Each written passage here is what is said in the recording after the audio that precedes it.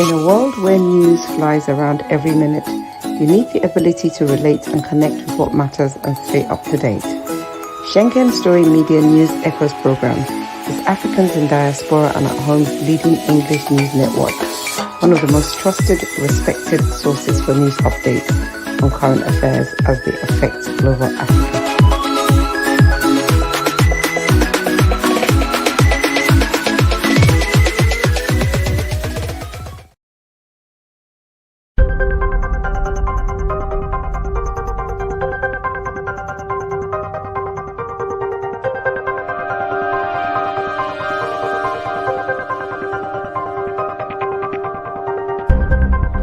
Elevate your new week, fuel your success. SSM invites you to kickstart each weekday with our news update Between the Lines, featuring the week's top news and analysis and the most attention-grabbing lines, deciphering world events. Hook up to SSM Monday program Between the Lines.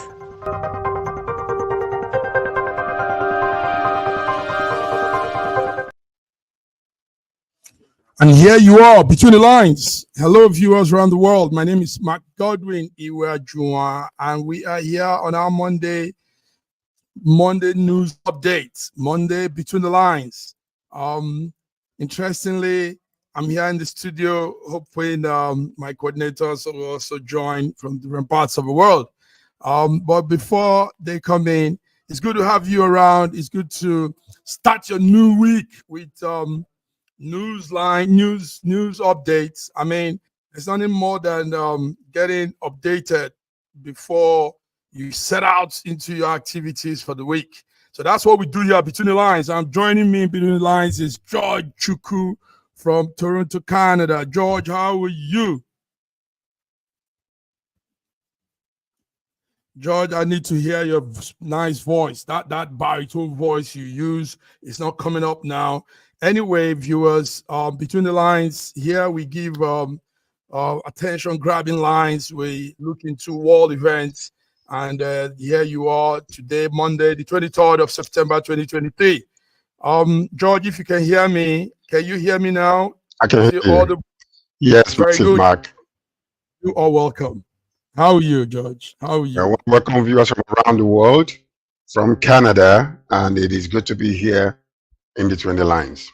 Yes, it's good to be here, George. As we just set out, also our viewers Nook Up. You know, interestingly, we want to appreciate our viewers that have subscribed to our channels. Also, those watching us from different parts of the world, watching us from the TV station in France, watching us from the TV station in Italy. Thank you very much. Following up, building up what Nigerians in diaspora is trying to do. George, let's talk about the network. You know, it's a peculiar network. We've never had anything like this before. A network that caters to Nigerians outside Nigeria, and we come as one from different parts of the world, and we look into issues. You know, George, what do you think about this?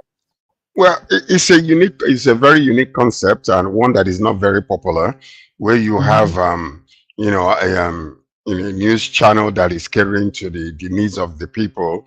But the beauty of this is because we are represented around the world. We have people in Turkey, we have people in Russia, we have people in Nigeria, we have people in UK, we have you in Milan, we also have in Germany. So, and then I am here in North America. So this is really something that is very unique and very different, where each individual, based on where they are bringing their own reasoning into the news channel and telling people from their own perspective, so, and this is the beauty of it also. It's not controlled by any central government or being, maligned, or, they can't stop you from telling what you think about a situation. So that's the beauty of this concept. It's amazing, it's incredible, and that's why I'm here. Wow, George, you just said some real cogent points there. Now, George, also added to what you just said, beautiful line. You know, there's something that happens, and that is that Nigerians outside Nigeria, like we've said many times, we're close to like 30 million, first of all. 30 million, that's the rough estimate. Now, we've never had a situation where we come together and look at things together like this, you know. Normally what we do, all of us outside Nigeria, is we just follow everything inside Nigeria, which is not bad. I mean, that's the home country. But you see, we need to bring, like you said, perspectives, different viewpoints from different parts of the world. And that's what we're doing here. George, this is Look good. at that. Look at that, though. You know, you're talking about Nigeria. What is the population of Ghana? Just about 40 million. But you have, about Nigerians in diaspora is greater than many countries. Think about it for a moment. Cape Verde, Senegal. Nigerians in diaspora, there are more than many countries in Africa and even in the Caribbean. So when you're talking about Nigerians in diaspora, you're talking about a whole country that you can cater to. People in Russia, Pakistan, Ghana, all over the world. Anywhere you go to, you will see Nigerians there. And they are the ones that we are catering to, because we come from diverse backgrounds in Nigeria and we are in diverse backgrounds internationally. So that's why the beauty of In Between the Line is, because we bring our own perspective. I bring perspective because, from North America, which might be different from Europe, which might be different from Russia or any other part of the world. But we cater to this, and this is the beauty of who we are. It's amazing. It's really incredible. It's amazing, George, and you're a major stakeholder in this. You're part of this from the onset. It's beautiful. Thank you for also the concept you have on this.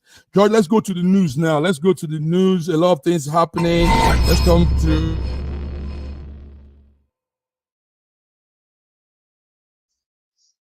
George. It's still raving there in Nigeria, but we have seen Edo State, the election, George. For months now, campaign intrigues, everything have been going around Edo State, and finally on Saturday, Edo State had his election, and it ran through to yesterday, Sunday, and even till this morning. George, like INEC has declared APC Monday, Okpobolo. I don't know as Okpobolo, the winner of that Edo State poll, and a lot of things are still brewing around that. A lot. First of all, the electoral umpire says it's APC. Monday won with like 291,000 votes. He defeated PDP. ASU, he got yes with 247, and Olumide Apata, the LP man, with 22,000. So George, tell me, how do you? We were talking yesterday and all that. What we see is a continuation of the democracy in Nigeria. We have what you call democracy. But what we have is democracy in Nigeria, whereby money is the name of the game. So we saw quite a few number of people, videoing where APC was basically paying 15,000 naira, while PDP is paying 10,000 naira or 5,000 naira. So I guess the person with the deepest pocket is the one that won. And don't forget that the incumbent governor in Edo State is PDP. So he wasn't able to harness enough, to put his own candidate in power. Now, if you see what just happened with the Senate president of Nigeria, federal government in Edo State, and all the big wigs that came together with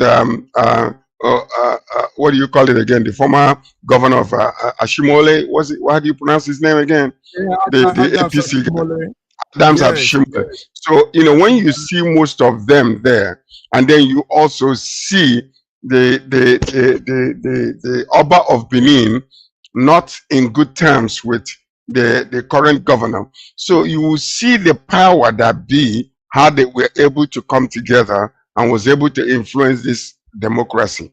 Now, or democracy, that's what I call it. It's not democracy anymore, because what you see is, ask yourself, and every intelligent individual in Nigeria will ask themselves this one question. With the past 8 years of government of Buhari and the current 1 year plus of our current president, what attraction would APC have to win any election in Nigeria? Okay. Yours to discover. That is a question to every intelligent individual in Nigeria. If the democracy is correct and they come correct for breakfast, why would APC win the gubernatorial election in that particular state, Edo State, if there is no corruption? So this is what you're going to ask yourself. Do we have democracy in Nigeria?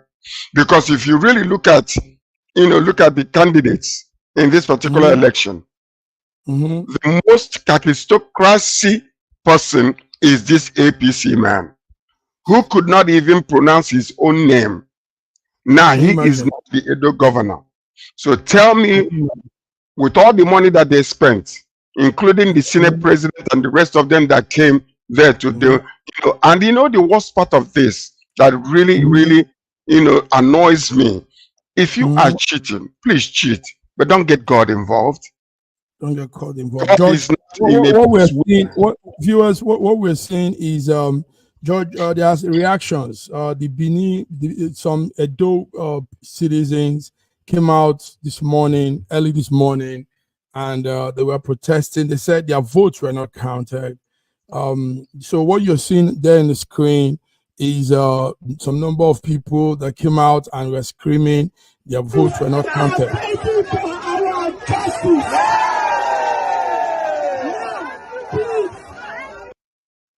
So yes, what you see a lot of video, online where most of the votes were being burnt, being thrown away. Yes. Then also the original thing that happened in most of these polling booths, where they know that other parties will win, they would bring in the all the equipments that they need and the ballot papers there. So they delay them. You see a lot of outcry from people. And most of the worst part of this whole entire saga is that the 30,000 police force and other security agencies that they employed, more than 50,000, they were in their presence. Money was being shared. And then people are being sworn that if we pay you money, you go and vote. You come back and collect your money. So you see that the corruption has gotten so deep. And this is what part of weaponization of poverty, where people are selling their birthrights just for 15,000 naira, for 10,000 naira. It is so deplorable and so amazingly, I don't know how to describe this, but I tell you what, people are protesting. But the name of the game in Nigeria is manage your way to become the winner, and let the others go to court, because they are in control of the court too. So you call it democracy, that's yours to discover. So George, it's terrible, but there are some reactions too, apart from people protesting. The LP, the former the LP PDP, sorry, the PDP chairman this afternoon also came out to say that INEC should review the elections very well before announcing. So that is PDP chairman Anthony Izagbemi. He said there are lots of discrepancies between figures on the forms, and that the forms doesn't tally. I actually noticed that, George, when we went direct to the IREF portal and we were looking at all those uploads. It's also very interesting to note that we saw handwritten digits. We thought the IREF and INEC would probably have digits done in such a way that, I mean, in a more computerized way.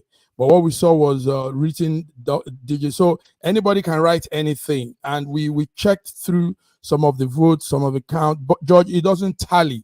They will say 60 people voted PDP, 70, for example, voted this party, 80. Then the person will do the calculation and he will just put anything, 2,900 and something. George, this is crazy. I mean, I went to a lot of. You just said it. You just said it. It is crazy. That's why we call it democracy.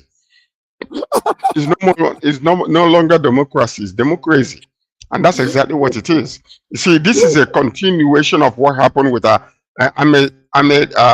Asiwaju's election.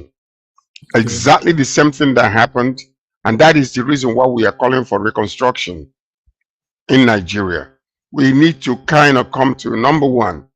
INEC need to be dismantled and reinstituted. But the problem we have is the power that be that are gaining from this particular type of, kakistocracy. They don't want things to be done right, because if it's done right, then they will be out of the loop. So it is up to every single person in Nigeria to wake up and say enough is enough. If you want to give us democracy, let's operate fairly and equitably, all equal ground to operate. This is not democracy, it's democracy. That's how you see it happened in Imo State. But George, on top of that, it happened in Abia State. Yes. On top of that, we saw people, good citizens. Edo State has that exemplary action of coming out, doing the right thing, because they have this reverence for institution, for organization, for the monarch and all that. So that attribute, that character has rubbed on them. When it's election time, George, I must tell you, I observe this. When it's time for things like this, they do it. They are more than many other states in Nigeria. They come out, they follow up. Look at this, George. These are young men and women. It's raining heavily out there, and they're there with their umbrella and doing their civil responsibility. So we want to commend those efforts, even though yes, there were all these vote buying, cash changing hands, handouts, and all that. I tell you what, Edo State, my heart goes out to them. Edo State is the heart of Nigeria. Yes, I am telling you, I love these people. These people are not to be played with, but Nigeria is playing with them. And that is one thing that really hurts me so badly. Because Edo people, if they were given a fair opportunity to choose who they want to govern over them, it will not be this way. Who do you think they would have chosen? Who's your guess? No. Okay. You see, let me tell you about Nigeria.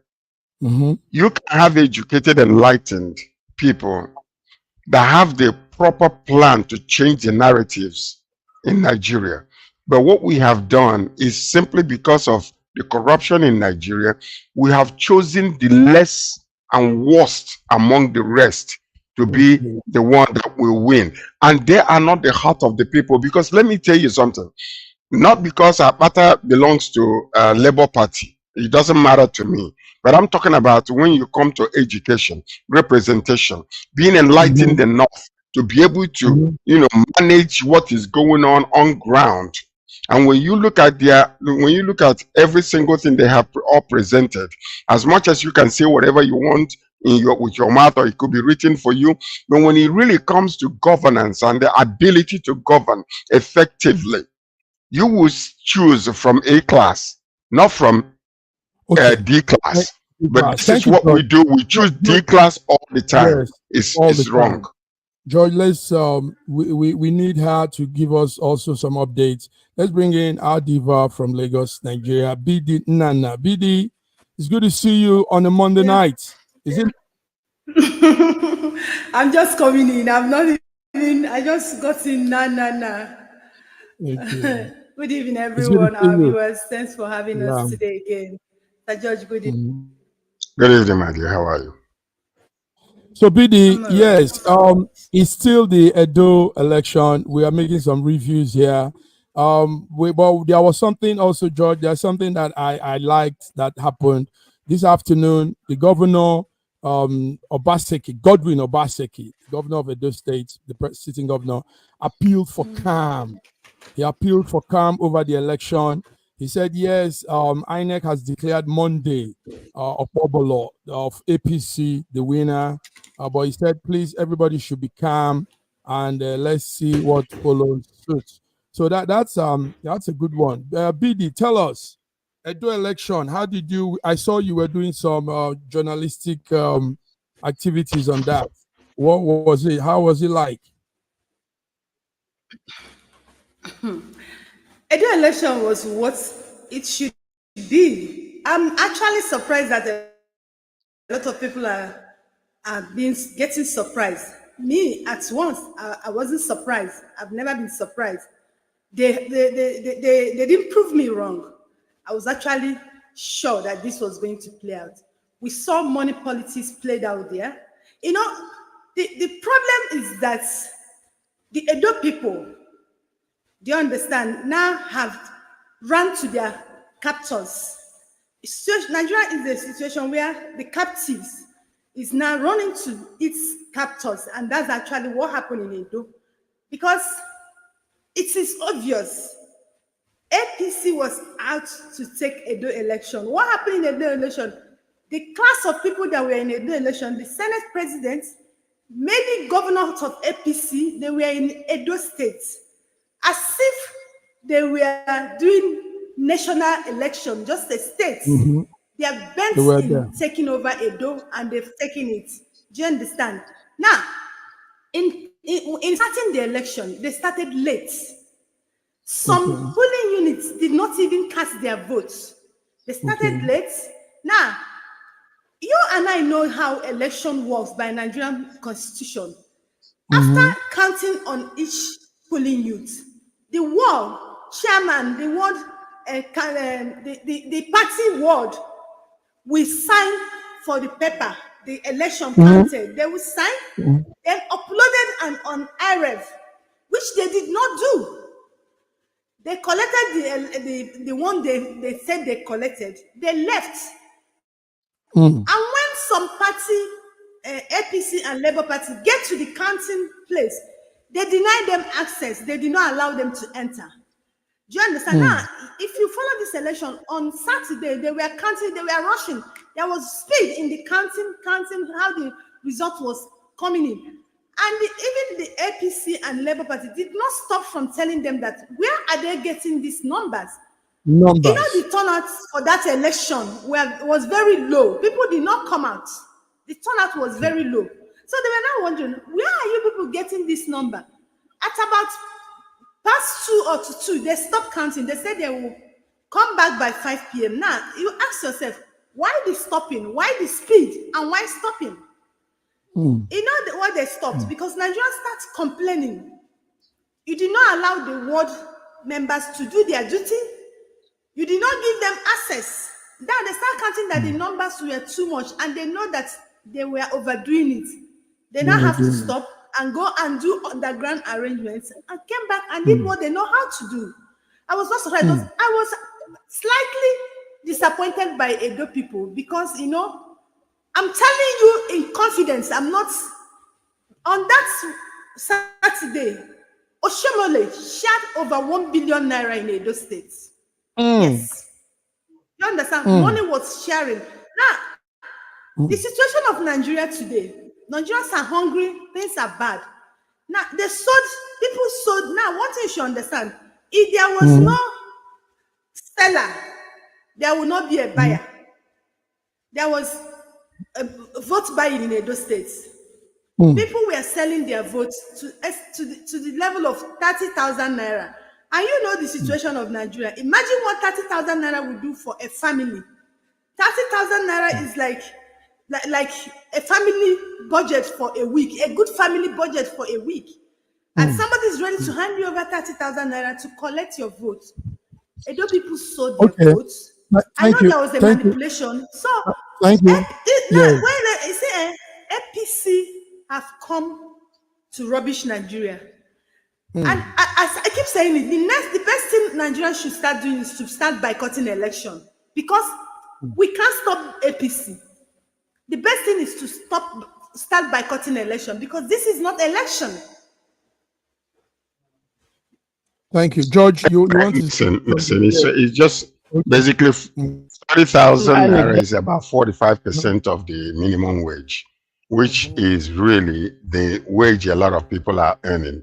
So it's almost like you're going to cast your vote for, say, your birthright, you know, for 45% of whatever. So, I mean, this is really, I mean, when we are talking about this, and this is why I love this, this channel, what we are doing here, you know, in between the line or between the line, what we are doing here is where we can be able to bring our international perspective. Now, BD being in Nigeria has given us exactly what we wanted to hear. But coming from North American standpoint, I'm not saying that the election all over the world is perfect, but it's when you have up to 90 to 95% perfection, only a few percentage of mess up, then you can trust the system. But Nigeria is a place where, you know, now, you know, where democracy is not even something that we should be talking about, because number one, we have corrupted the system so much. Now we brought this technology that is supposed to help us, but we have also managed to bypass the efficiency of this particular technology that we have brought in Nigeria with our corrupt system. It is so sad.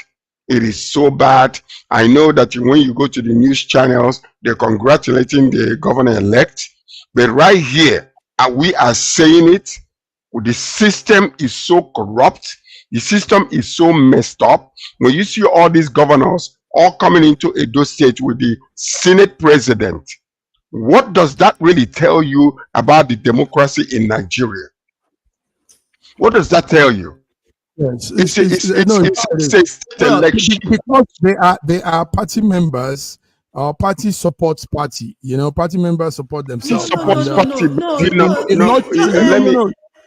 Logically, Max, let me tell you something. Can I say something? See, it's just that, like Sir George rightly said, what we are practicing in Nigeria is not democracy. In a real democratic system, campaign stops after election, and people, all these our leaders, they use a platform to emerge. Senate president is not supposed to project himself. He's the Senate president of all Nigeria, not APC alone. That's right. Exactly. I'm telling you, for a Senate president of Federal Republic of Nigeria to go and stay in Edo State. Come on. They have over 7 governors in Edo State. They have past senators, past rep, and sitting senators. They really meant just to Edo State, just to take over Edo State. Okay, now, let's hear. Let me just say this. Let me just say, you know, another one that got me angry. I said, Edo people really sold out them. They sold out their good education, good health care, good life. They've sold it out. Oba of Minin, irrespective of the problem you have with your people, you should not be rejoicing for irregularities. Oba came out rejoicing for what? Irregularities? Even if you don't like Obaseki, you are not Oba. Do you know what you represent? Coming out to rejoice that APC won. APC did not win an election. They took it. And everyone knows. The Oba is trying to be on everybody's side. Gentlemen, let's before we go on a short break, let's just hear from the man that won APC Monday, Ibagola. Have you gotten any feedback from other polling units, other areas in Edo State so far so good this morning about their arrangements? A couple of friends are calling me to say I'm getting a lot of votes from different places. So I'm not there. I'm here. Here I know that PDP or whatever will not get one vote here because this is my home and my people love me. So for that reason, I have nothing to fear in my home. There were concerns about security generally. I know you've been in Benin for the last few days. You have also come here. What is your impression on security deployment for the election? Yeah, I know that everything they are saying about security, this, that is hyping. I know nothing is happening. You can see. Nobody is fighting. No knockout even. No a stick of matches. So it's just for people to scare people away from voting. That, Obaseki is, I don't know. His wisdom, I don't know. He wanted to cause fire in Edo State. Invariably cause fire in Nigeria. The man doesn't sound very eloquent. But I think confident self. The Edos have to put up with this for the I'm next so month. sorry. I am so sorry. They just put a puppet they can control right there. And this is exactly what happened in the federal election. A puppet that they can be controlled internally and internationally. That is exactly what you're seeing here. And that's what you call the system of kakistocracy. Democracy, kakistocracy. This is it in Edo. I feel so sorry for them. I'm sorry. Yes, that was the governor-elect that just spoke. I couldn't make out what he was trying to say, but he has spoken, and that's the reason why he wouldn't come out. He would not come out. Excuse me, a massive mark. He would not come out to do any interview. The only interview he did was in pidgin English. I'm not saying advocating that English is better than Edo language, but you want to be able to communicate with everybody effectively and efficiently. When this man was not able to, come out, they advise him not to. The same way as Siwaju in Britain had to, when you ask him question, he will go to, one of his goons over there, most of them that are governing within in his cabinet now, to answer questions. No, Nigeria needs to come to the point where we demand efficiency and equality in everything that we do. So far, so now, it is not what we want. It is not good. And speaking from North American standard, I'm sorry. Yeah, but some people will argue that English is not our mother tongue. And most people that speak English are not very. Leadership doesn't require speaking English. This is what they are saying in some. Not the communication is very important. If I don't speak your language, I want to be able to understand you when you speak to me as a leader. Here in Canada, if you want to be, I'm not judging him. Hold on. If you in Canada, if you want to be a leader in Canada, you'll be able to be bilingual. You gotta speak French, you gotta speak English because of communication. In Nigeria, our national language is English. That's what everybody communicates with. And then if you're gonna have white people come or other international people to come, you have to be able to be eloquent enough to communicate efficiently and effectively. It is very, very important. All right, BD, tell us. See, I am not judging him for not being able to speak English, but I'm judging him for not being confident enough as a leader. If you watch that interview, he's a puppet. I'm sorry. For that one, he will grow in the process. It's a process. Nobody comes out to just I know. Excuse me. I know he will grow. I know he will grow. But mind you, this man is a sitting senate. Yeah, he's a senator of Federal Republic of Nigeria. If a sitting senator of Federal Republic of Nigeria does not have the confidence, the boldness to articulate and coordinate his words. Okay, viewers, that's it. Edo State has done its election after all the months of campaign, the intrigues, all the activities. Yes, on Saturday, the 21st, they did it, and it lasts up to this morning. INEC has declared APC Monday Obapolo winner of the Edo governorship pool. Let's come back, gentlemen. Thank you.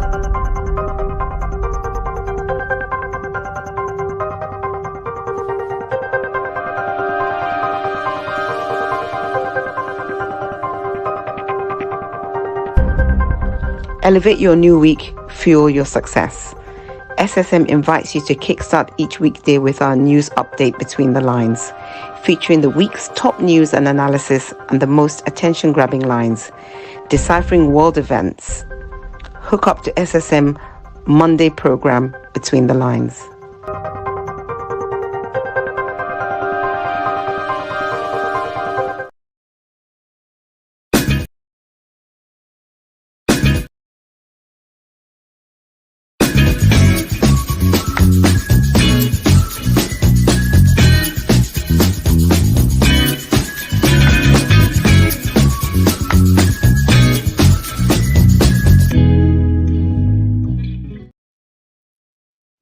Yes, Between the Lines, Monday, the 23rd of September, 2024. George, we've been talking a lot about the flood in Nigeria. Now, yesterday, the federal government brought out a memo telling Nigerians, BD, they say we should clear our canals, our drainage, our gutter to stop what is about to happen.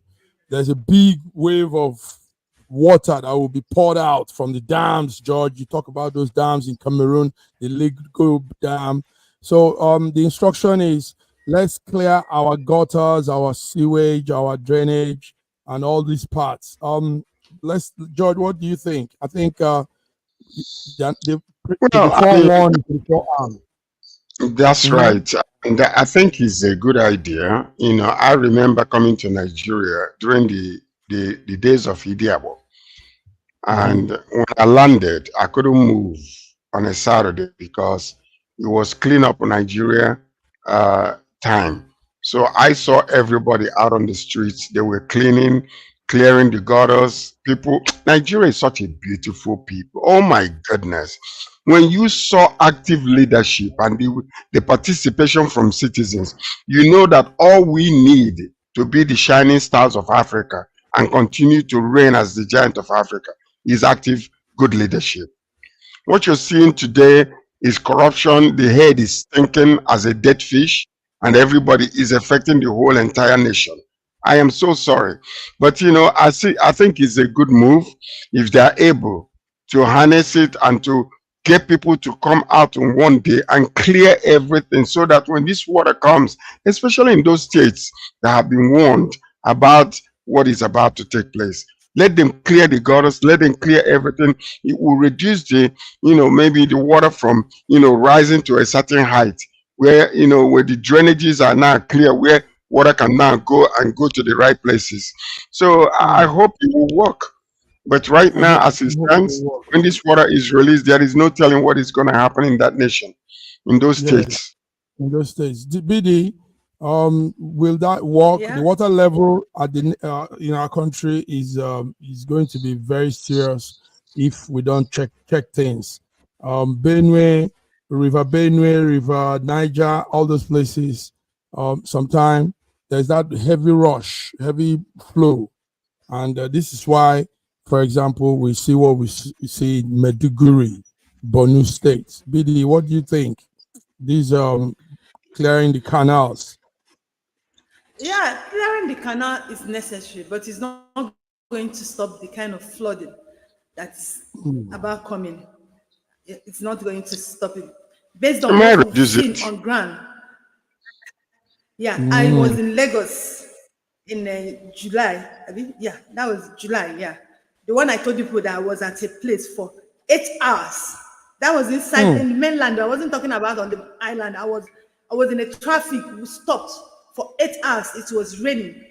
Do you understand? And this place is just at Ikorodu Road going to Ojota because that place was flooded. It was covering Jeep.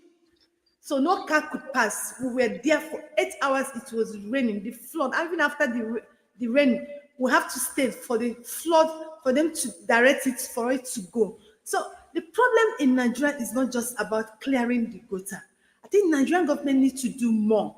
Now, Nigerian government have even asked some people to relocate. Now, I'm asking, where are they relocating to? You guys know that the problem we have in Nigeria is that most of our ID camps are filled up. Have you heard about that? Now, they're asking some people in some flood-prone states to relocate. Where are they relocating to? And the thing is this, I think Nigerian government started this thing very late because the problem that is coming, if you saw what happened in Maiduguri, if you saw what happened in Kogi, this is not about clearing gutter, but we need to clear our gutter. They have to do something bigger and better to take care of this. Clearing gutter is not the problem. You know something. You're demanding people to pay their taxes, and they are paying their taxes. And when the money is given to the states to clear the gutters, to take care of all this infrastructure that needs maintenance, it is not being done because the money is going into people's pockets. And then you're demanding citizens to come out.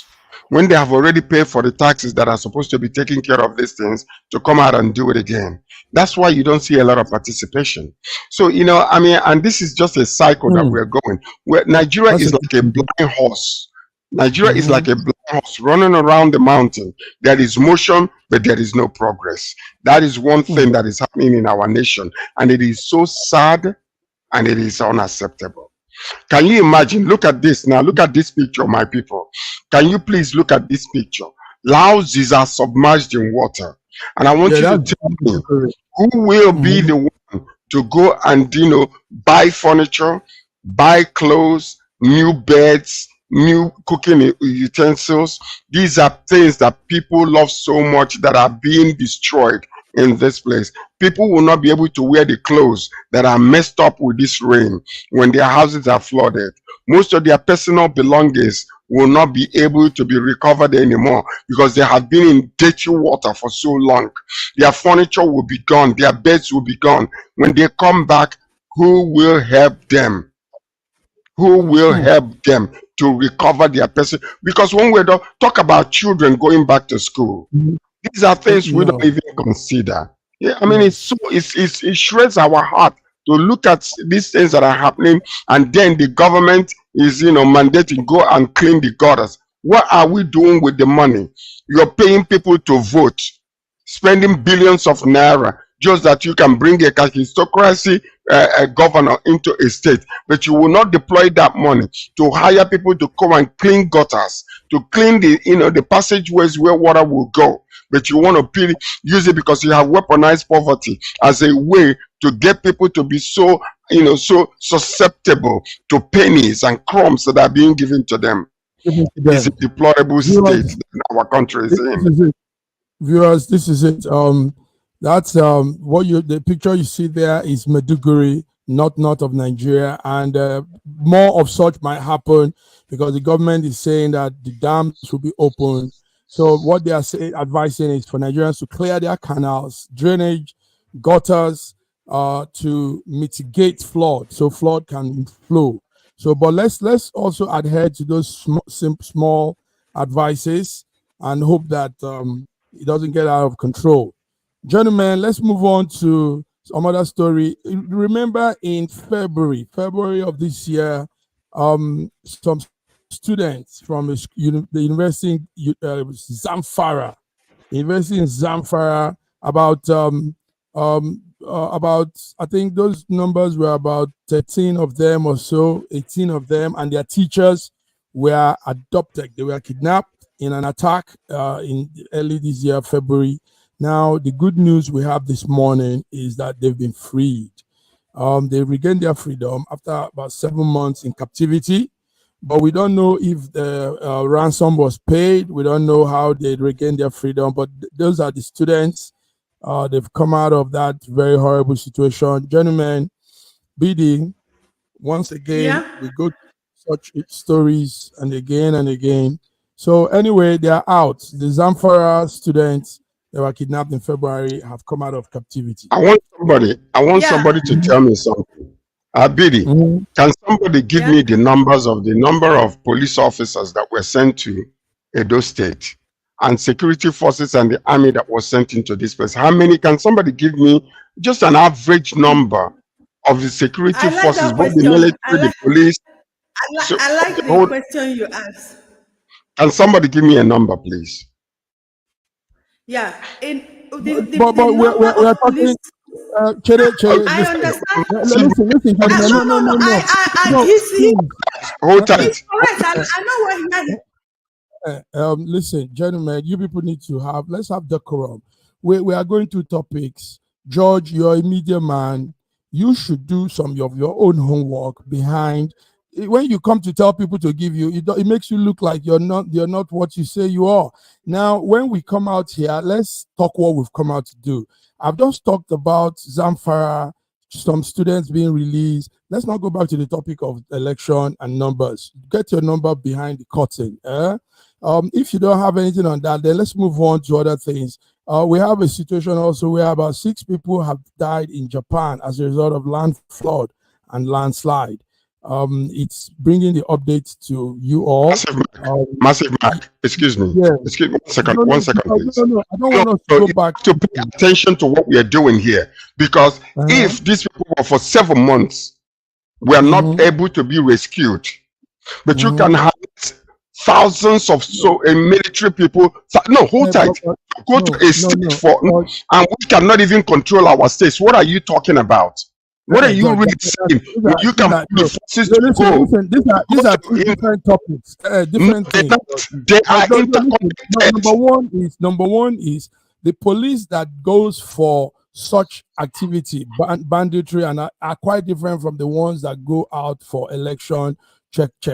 They're two different units, so you don't mix that up. These ones are these combative forces. Yes, you have forces. I'm the son of a soldier. You have a combative forces that go out for such activities in the forest or kidnappers. And you have these ones that handles domestic issues, official electoral issues, and all that. So don't mix things up and don't bring us back.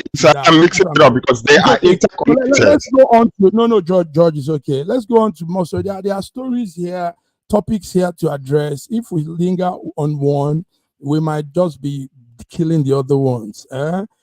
Sri Lanka also has elected its new president, and I don't know, do you all have story on that? Sri Lanka, that beautiful part of the world, very beautiful. If you go there, you see nature at its best. Beautiful island. Sri Lanka, now there's a new president, Anura Kamara. Kamara was sworn in today. He promises a beautiful, clean politics. He says he's going to take over the economy of the country. And he also talked about stabilizing the economic situation for his people. Does anybody have any story on that? The new PM for Sri Lanka, we had pictures of him early this morning where he was being sworn in by the judge and the nation's judicial system. So that's a young man there, Sri Lanka president, that has been sworn in this morning. So a new beginning for Sri Lanka. Sri Lanka has gone through a lot, but now we hope they will be able to rise up from the economic situation and live up to expectations. So that's Sri Lanka there. Viewers, you are still tuned to Between the Lines. Between the Lines, George, Trump says he will not run again if he loses his election. What do you have on that, George? Trump says he will not run again. Well, maybe he's realizing that his end is come. I don't know. I mean, they can make all these statements that they make. Well, would he be able to accept the election if it doesn't go his way, or he will also do another January 6th is the question. So, I mean, he can make all the statements he wants to. America is America. So, and so hopefully, maybe, the MAGA movement have gone way on the other side, and so hopefully things will let the people's voice be heard and let their voice count. That's all I can say with that. Let the people's voice be heard and let their vote count. So this means that he's probably seen that failure. Maybe he's not sure of himself again. He said he has done this twice and he won't do it again if he's defeated in 2028. So he's sending out a lot of message.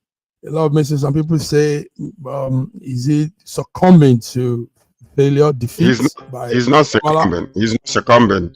He is not. The point is this, Americans are smart people. As much as they might be they must emotionalize their decision making sometimes based on what they think will benefit them, whether they are, traditional white Americans or foreigners that came in, but the point about it is the times of the past where you can emotionalize, and the Republican Party is no longer a conservative party. You remember the Tea Party that came out at one point, hijacked everything and disappeared. That's what these Republicans are doing now. It is no longer a party where people can come out to express themselves. It's all about me, myself, and I. We are white people. We want to take our country back again. Who are you taking your country back from? Did you leave your country to somebody else? So who are you Okay. taking it back from? And why are you making America great again by a white man becoming the president? That is exactly what you're seeing there. So the people are alert to a lot of things that are happening. And my prayer is that the election will go the way of the voices and the choices and the volition of the people. That is all I can say. Wow, that is a good one to say. Okay, so when we had the news, we were wondering what is Trump trying to do there, but you have put it right. Thank you very much. Moving on to crap it up, George. He's still our president, so we celebrate when they celebrate. We rejoice with them when it's time, because during the weekend, the wife of the president, Oluremi, was marked her 64th birthday, and the husband was pouring out some very wonderful words. He says about her love, her strength, the grace she carries, and all they've been through. So Oluremi, our president's wife, was 64 years. George, do you want to? Yes, I wish Uh-huh. I want to wish her a happy birthday, First Lady. We love you, and we love your husband, by the way. Only that we want your husband to do well for us. And a happy birthday to you from from in between the lines. We love you. We love what's the for we love Asiwaju. I love Asiwaju. I love the man as a person. But what I'm against is the decisions that are being made that is negatively affecting the nation. And I wish them well, I wish them love, and I wish them longevity, that they will live long and live strong. But please, sir, with all due respect to your presidency, please make decisions that will affect us positively, so that we, the 30 million people in diaspora, will be proud to come back and join you, so that our people, our nation will flourish. Happy birthday, First Lady, and thank you, sir, for being our president. It doesn't matter how you got there, we still love you. George broke the thing. It doesn't matter how he got there. He got there as a crook. I don't know about all that. Now you dey talk, no be me, oh. No be me, oh. No be me to talk. That's a very beautiful way to crap it up, George. No, but on the real, we want to say happy birthday to our First Lady Oluremi Tinubu Bola Tinubu on your 64th birthday. Wish you all the best. Hope you realize that sometime nature, the earth, the life could put you in a position for some reason, for a time like that, to do something, So just being there and just carrying a tag, First Lady, is nothing. It is making an impact that makes the thing. So let's see more impactful things. Yes, and I wish our president, I wish him long life and strength and wisdom from Almighty God. Because we love our country. We want one Nigeria. I don't want divided Nigeria. I want one nation, one Nigeria, but I want us to flourish together. This division, divide and conquer, is too much. So, sir, with all due respect, we say that we love you, but please listen to your wife, because she's a Christian too. She can bring another perspective in advice to you, so that you can actually govern us efficiently and effectively, so Nigeria can grow, and then our nation can be revived into what it used to be before. Thank you. Wow. On this note, gentlemen, we want to call it quit. Thank you, George. This is beautiful. Effectively asking the government to do the right thing. This is it, George. We've talked about a lot. We went through with what's happening in Edo State now, the new government. We went through with the flood and what the government wants people to do to help ease the flood that might be rolling down soon. And also we talked about the Zamfara students that have been released. We want to say thank you to those that were able to make that release. George, thank you also for coming. What do you have to say before we go? before we go, I just want to use this opportunity to appeal to the government. Okay, That the number of military men and the police officers that we are put in Edo State to ensure that the election goes well can actually be dispersed into some of these vital states where agriculture has stopped because of infiltration of these bandits. Let's put them in the right places because they're getting paid for being in the military.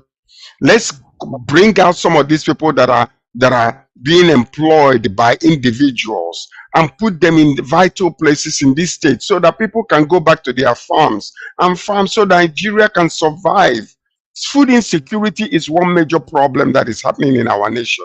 And all these officers are being paid individually and they're being brought together to a nation like Edo. We can release them to these states so that the people can go back to their farms and farm, so that Nigeria can feed. Let the poor breathe in our country, please. This is our plea to the government, the federal government of Nigeria. Thank you. The poor breathe. Let the poor breathe. Let the poor breathe 3 times. Thank you, George. So, viewers, we've come. This is it. Between the Lines, the 23rd of September, 2024. George and myself, BD went off, but we've pulled it through. Until we come again next time, have a beautiful week. Edo people, we say, let peace, let there be peace. Whoever is your governor, well, that is how it has come to. So we just accept some things and keep moving on. There are still more years ahead. And actually, when you talk about INEC, independent. They're no longer independent. INEC is no longer, independent. It's government. We're going to change the I to G because that's exactly what is happening. Yes. That's exactly what is happening. All right, George. GNEC. Is what it is. GNEC. No more INEC. All right, George. No more INEC.